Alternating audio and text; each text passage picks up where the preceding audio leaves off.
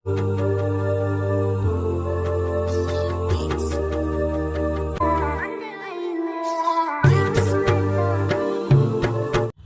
To educator bug. कैसे हैं आप सब स्टूडेंट्स? आई होप आप सब अच्छे होंगे। आज की इस वीडियो में हम डिस्कस करने वाले हैं अपोप्टोसिस के बारे में। अपोप्टोसिस होता क्या है, इसके अंदर क्या क्या स्टेप्स होते हैं, उसको आज की इस वीडियो में हम डिस्कस करेंगे। प्रीवियस वीडियो में हमने सेल साइकिल के बारे में डिस्कस किया था। अगर आपने वो वीडियो नहीं देखी तो उसे ज़रूर देखें, उसका लिंक मैं डिस्क्रिप्शन बॉक्स में दे दूँगी। तो चलिए आज की इस वीडियो को स्टार्ट करते हैं। सबसे पहले हम डिस्कस करेंगे अपोप्टोसिस होता क्या है, फिर इसके स्टेप्स को एक एक करके हम डिस्कस करेंगे। अपोप्टोसिस को ही हम क्या कहते हैं? प्रोग्राम्ड सेल डेथ कहते हैं। Apoptosis is a natural process in which cells die in a controlled and organised manner. Apoptosis क्या है? एपोप्टोसिस एक नेचुरल प्रोसेस है जिसमें क्या होता है, जो सेल होती है ना, ठीक है ना, जो सेल होती है वो क्या होती है? डाई होती है, ठीक है ना, मरती है।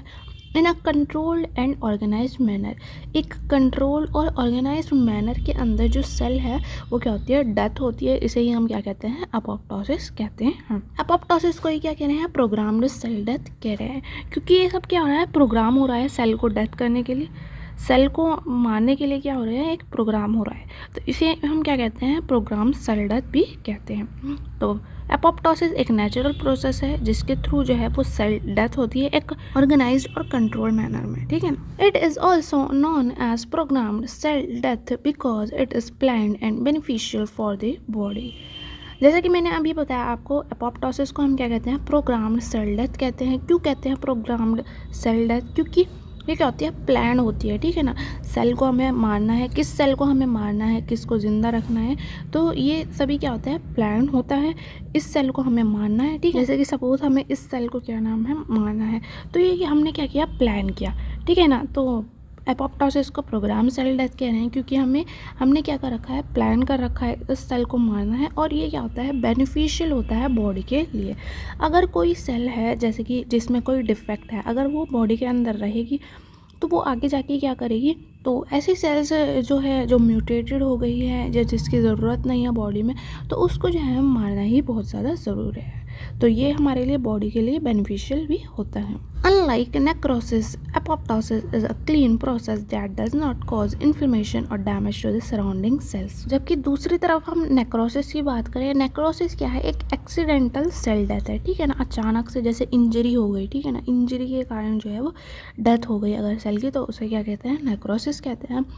तो जो अपोप्टोसिस है वो एक क्लीन प्रोसेस है। इसकी वजह से कोई भी जो है ना, ठीक है ना, जो आसपास की जो सेल्स है उनमें कोई इन्फ्लेमेशन नहीं होता है और ना ही आसपास की सेल को कोई डैमेज होता है।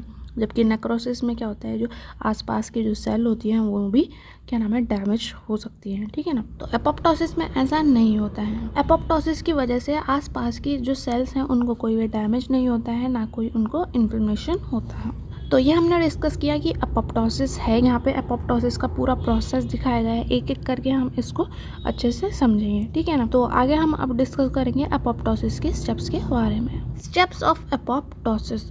अब कोई सेल है, अगर हम उसको क्या करना चाहते हैं? मारना चाहते हैं, डाई करना चाहते हैं, तो उसके लिए हमें कुछ स्टेप्स फॉलो करने पड़ेंगे, ठीक है ना। ऐसा नहीं है मैं कह रही हूँ कि हमें मारना है, ये बॉडी के अंदर खुद होता रहता है, ये नेचुरल प्रोसेस है, ठीक है ना। Apoptosis occurs in a sequence of events that ensure safe cell death.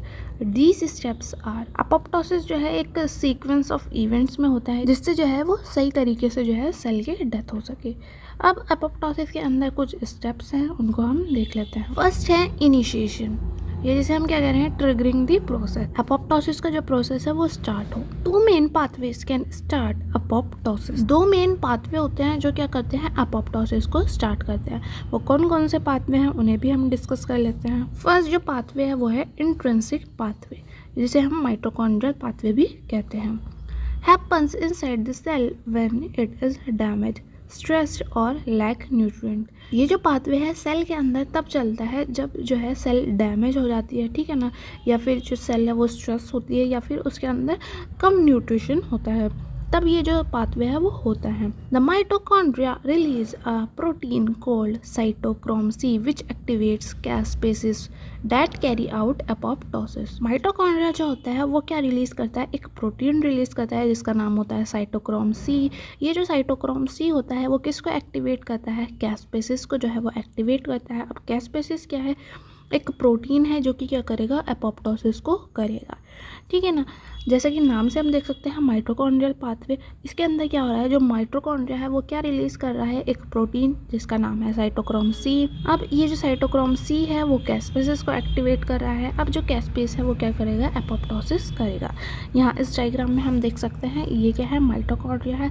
Mitochondria ने क्या रिलीज किया, ये हम देख सकते हैं साइटोक्रोम सी जो है वो इसने रिलीज करा, ठीक है ना। फिर उसके बाद जो है ये साइटोक्रोम सी किसको एक्टिवेट करेगा, ये कर रहा है हमारे कैस्पेसिस को, ठीक है ना। ये देख सकते हैं हम, ये कैस्पेसिस 9 फिर कैस्पेसिस 3 को जो है वो इसने एक्टिवेट करा। फिर उसके बाद क्या हो रहा है, डीएनए का फ्रेगमेंटेशन हो रहा है, ठीक है ना। सबसे पहले क्या होगा, सेल डेथ में डीएनए का फ्रेगमेंटेशन होगा, डीएनए जो है वो टूटेगा, फिर जो है वो सेल की डेथ हो जाएगी, ठीक है ना। तो ये क्या है, फर्स्ट पाथवे है जिसे हम माइटोकॉन्ड्रियल पाथवे या इंट्रिंसिक पाथवे कह रहे हैं। सेकंड जो पाथवे है वो है एक्सट्रिंसिक पाथवे, जिसे हम डेथ रिसेप्टर पाथवे भी कहते हैं। happens when external signals like immune system molecules bind to special receptors on the cell surface triggering apoptosis।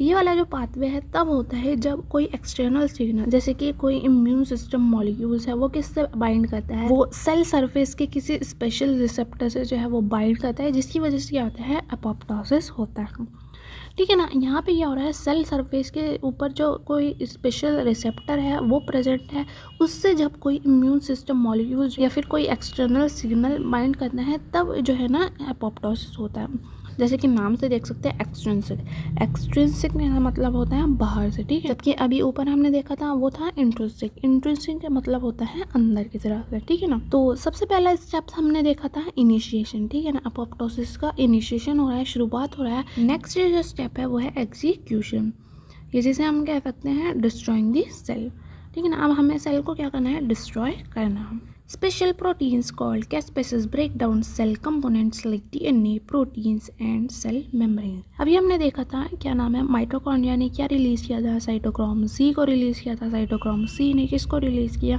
Caspases proteins को रिलीज किया, ठीक है ना। अब ये जो कैस्पेसिस प्रोटीन है ये क्या करते हैं, ये ब्रेक डाउन करते हैं सेल के कंपोनेंट को। सेल के कंपोनेंट जैसे कि डीएनए हो गया, प्रोटीन्स और जो सेल मेम्ब्रेन्स है उसको क्या करते हैं, ब्रेक डाउन करते हैं, तोड़ते हैं हम। The cell shrinks and loses its normal shape, जो सेल होती है वो श्रिंक हो जाती है, सिकुड़ जाती है और क्या कर लेती है, अपना जो नॉर्मल शेप होता है उसको क्या है, हमें लूज कर देती है। हम देख सकते हैं इस सेल को हमें क्या करना है, डिस्ट्रॉय करना है, ठीक है ना। इसमें क्या हुआ, सबसे पहले जो माइटोकॉन्ड्रिया है, माइटोकॉन्ड्रिया ने साइटोक्रोम सी रिलीज किया, साइटोक्रोम ने कैस्पेस। अब ये जो कैस्पेस प्रोटीन है ये इसका जो है वो डीएनए और प्रोटीन और जो सेल मेम्ब्रेन है उसको क्या कर रहा है, ब्रेक डाउन कर रहे हैं। हम देख सकते हैं ब्रेक डाउन कर रहा है धीरे धीरे। फिर साथ साथ में हम देख सकते हैं यहाँ पे जो सेल है वो अपना जो नॉर्मल शेप है उसको जो है वो छोड़ रही है और क्या हो रही है, श्रिंक हो रही है, ठीक है ना। मेम्ब्रेन क्या हो रही है यहाँ पे, वो भी ब्रेक डाउन हो रही है। साथ साथ में हम देख सकते हैं यहाँ पे न्यूक्लियर भी कोलैप्स हो रहा है। तो एग्जीक्यूशन में यही होता है। नेक्स्ट जो स्टेप है वो है फॉर्मेशन ऑफ एपोप्टोटिक बॉडीज़।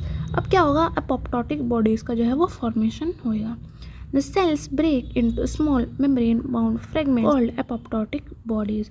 अब जो सेल है वो ब्रेक हो जाती है, ठीक है ना, छोटे छोटे मेम्ब्रेन बाउंड फ्रेगमेंट्स में, जिसे हम क्या कहते हैं, एपोप्टोटिक बॉडीज़ कहते हैं। ये हम देख सकते हैं ये जो सेल है वो क्या हो गई, ये छोटे छोटे जो है ना, ठीक है ना, स्मॉल जो है वो फ्रेगमेंट्स में जो है वो ब्रेक डाउन हो गई है। इसे क्या कह रहे हैं, एपोप्टोटिक बॉडी कह रहे हैं। These fragments contain cell parts but do not leak harmful substance.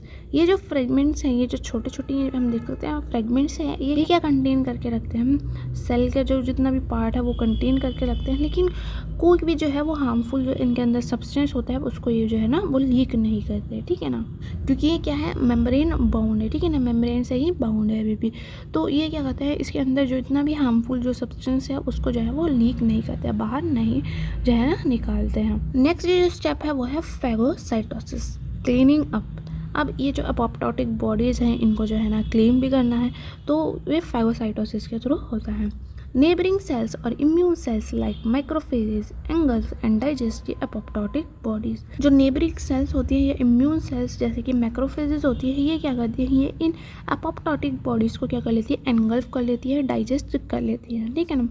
This prevents inflammation and keeps the body clean. ये जो है ना बॉडी में जो है इन्फ्लेमेशन को रोकता है और क्या करता है, और बॉडी को क्लीन करे रखता है, ठीक है ना। अब ये जो एपोप्टोटिक बॉडीज़ बनी थी, ठीक है ना, जो मैक्रोफेजेस होते हैं ये क्या करते हैं, इसको इनगल्फ कर लेते हैं, इसको डाइजेस्ट कर लेते हैं, और ये क्या हो गई, ये जो बॉडीज़ है वो क्या हो गई, ख़त्म हो गई, ठीक है ना। ये जो एंगल्फ किया इससे क्या हुआ, जो आसपास की जो सेल्स है उनको कोई भी हार्म नहीं हुआ, ठीक है ना। और ये जो एपोप्टोटिक बॉडी थी ये भी क्या हो गई, क्लीन हो गई। इससे क्या होता है, इन्फ्लेमेशन भी नहीं होता है और जो है बॉडी है वो क्लीन भी रहती है। तो ये हमने डिस्कस किया अभी तक एपोप्टोसिस क्या है और जो है एपोप्टोसिस के क्या क्या स्टेप्स है। आई होप आपको इतना अच्छे से समझ में आ गया होगा। अब हम डिस्कस कर लेते हैं मॉलिक्यूलर प्लेयर्स इन एपोप्टोसिस।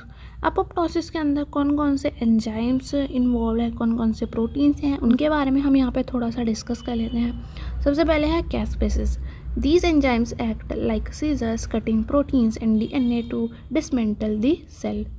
ये जो कैस्पेस एंजाइम्स है ये किस तरह काम करते हैं, सीजर की तरह काम करते हैं, ठीक है ना, कैंची की तरह काम करते हैं। ये क्या करते हैं, प्रोटीन और जो डीएनए है उसको क्या करते हैं, कट करते हैं और जो सेल है उसको ब्रेक डाउन करते हैं, ठीक है ना, डिसमेंटल करते हैं। तो जो कैस्पेस है एक इम्पोर्टेंट जो है वो एंजाइम है, ठीक है ना, एपोप्टोसिस के लिए। नेक्स्ट है BCL2 family proteins.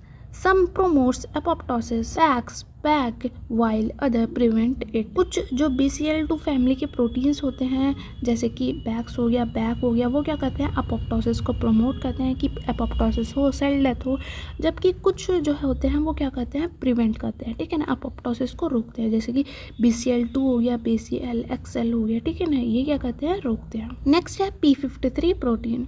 This guardian of the genome detects DNA damage and can trigger apoptosis if the damage is severed। ये जो P53 प्रोटीन होता है ये क्या चेक करता है कि डीएनए कहीं डैमेज तो नहीं है। अगर डीएनए डैमेज है, अगर वो जो है ना डीएनए जो डैमेज है वो क्या नाम है, रिपेयर नहीं हो सकता है, ठीक है ना, तो ये क्या करता है, ये एपोप्टोसिस को जो है ना वो ट्रिगर करता है, ठीक है ना, कि एपोप्टोसिस हो, क्योंकि जो डीएनए जो डैमेज है उसको हम रिपेयर नहीं कर सकते, इससे अच्छा है जो है वो एपोप्टोसिस ही हो जाए। तो ये हमने डिस्कस किया कुछ जो एंजाइम्स और प्रोटीन्स है जो कि एपोप्टोसिस में इंपॉर्टेंट रोल प्ले करते हैं। अब हम डिस्कस कर लेते हैं व्हाई इज एपोप्टोसिस इम्पोर्टेंट। अब यहाँ पे बताया गया है कि एपोप्टोसिस इम्पोर्टेंट क्यों है, क्यों सेल डेथ कराना ज़रूरी है। उसके पीछे कई रीज़न है जिसकी वजह से एपोप्टोसिस कराना ज़रूरी है, उनको हम देख लेते हैं। फर्स्ट है development and growth, helps in shaping organs and tissue, removal of webbing between fingers during embryo development. Apoptosis development और ग्रोथ के लिए ज़रूरी है। एपोप्टोसिस ऑर्गन्स और टिश्यू की शेपिंग में हेल्प करता है, ठीक है ना। हमारा जो हैंड्स है उनके बीच में क्या होता है, गैप होता है, तो क्यों है, यहाँ से जो सेल्स है वो रिमूव हुई हैं, ठीक है ना, एम्ब्रियो डेवलपमेंट के दौरान, तभी तो जो है ना ये स्पेस हमें देखने को मिल रहा है। तो यहाँ पे वही बताया गया है, removal of webbing between fingers during embryo development. हमारे जो हैंड है उसकी फिंगर के बीच में से जो वेबिंग होती है, ठीक है ना, वेबिंग को रिमूव किया जाता है। एम्ब्रियो डेवलपमेंट के दौरान ही क्या किया जाता है, फिंगर्स के बीच में जो वेबिंग है उसको रिमूव किया जाता है। कैसे होता है, वहाँ की जो सेल्स है वो डेथ होएंगी, वहाँ से रिमूव होंगी, तो वहीं पे क्या हो जाएगा, गैप आ जाएगा। तो फिंगर्स के बीच में जो वेबिंग है उसको रिमूव करना भी ज़रूरी है। तो फिंगर्स के बीच में जो वेबिंग होते हैं वो रिमूव किया जाता है एपोप्टोसिस के थ्रू। तो एपोप्टोसिस क्या है, डेवलपमेंट और ग्रोथ के लिए इम्पॉर्टेंट। नेक्स्ट है removing damaged cells, eliminates all damage और mutated cells to prevent disease like cancer. अगर बॉडी में कोई भी डैमेज या म्यूटेटेड सेल्स है उनको भी रिमूव किया जाता है एपोप्टोसिस के थ्रू, ठीक है ना, उनको एलिमिनेट कर दिया जाता है। जितनी भी जैसे पुरानी हो गई कोई सेल या फिर कोई सेल डैमेज है या म्यूटेटेड हो गई उसको रिमूव कर सकते हैं हम एपोप्टोसिस के थ्रू। और जो हम इसको रिमूव करेंगे इसकी वजह से जो डिजीज़ है लाइक जैसे कि कैंसर जो है, कैंसर को रोका जा सकता है, ठीक है ना। डैमेज जो सेल्स है, म्यूटेटेड सेल्स है, उनको रिमूव करके कैंसर को रोका जा सकता है। अगर ये जो डैमेज सेल्स रिमूव नहीं होंगी बॉडी से तो क्या होगा, कैंसर होने का खतरा है। नेक्स्ट है immune system function, destroys infected cells to stop the spread of infection। जितनी भी इन्फेक्टेड सेल्स होती हैं उनको डिस्ट्रॉय किया जाता है जिससे कि जो इन्फेक्शन है वो फैले नहीं, ठीक है ना। तो एपोप्टोसिस इसमें भी जो है वो इम्पोर्टेंट रोल प्ले करता है, जितनी भी इन्फेक्टेड जो सेल्स होती हैं उनको डिस्ट्रॉय करता है और इन्फेक्शन को फैलने से रोकता है। नेक्स्ट है maintaining cell balance, prevents excess और इनसफिशिएंट सेल ग्रोथ। एपोप्टोसिस ये क्या करता है, जो सेल बैलेंस है उसको मेंटेन करके रखता है। ये क्या रखता है, बहुत ज़्यादा जो है सेल ग्रोथ ना हो और जो है इनसफिशिएंट, ठीक है ना, जितना सफिशिएंट है उतनी ही जो है सेल की ग्रोथ, उससे ज़्यादा ना हो। तो इसमें भी जो एपोप्टोसिस है वो इम्पोर्टेंट रोल प्ले करता है, ठीक है ना, इनसफिशिएंट सेल ग्रोथ को या बहुत ज़्यादा सेल ग्रोथ को रोकता है। तो गाइज ये हमने डिस्कस किया एपोप्टोसिस क्या है, उस एपोप्टोसिस में कौन कौन से स्टेप्स आते हैं उनको भी हमने डिस्कस किया। साथ में हमने ये भी देखा एपोप्टोसिस क्यों इंपॉर्टेंट है। आई होप आपको वीडियो अच्छी लगी होगी। अगर आपको वीडियो अच्छी लगी तो इस वीडियो को थम्स अप जरूर। चैनल पर पहली बार आए हैं तो चैनल को सब्सक्राइब करना ना भूलें। बेल के आइकन को जरूर प्रेस करें जिससे आने वाली जो वीडियोस है उनका नोटिफिकेशन सबसे पहले आपको मिल सके। तो मिलेंगे हम किसी अगले वीडियो में, तब तक के लिए स्टडी वेल, सक्सेस वेल।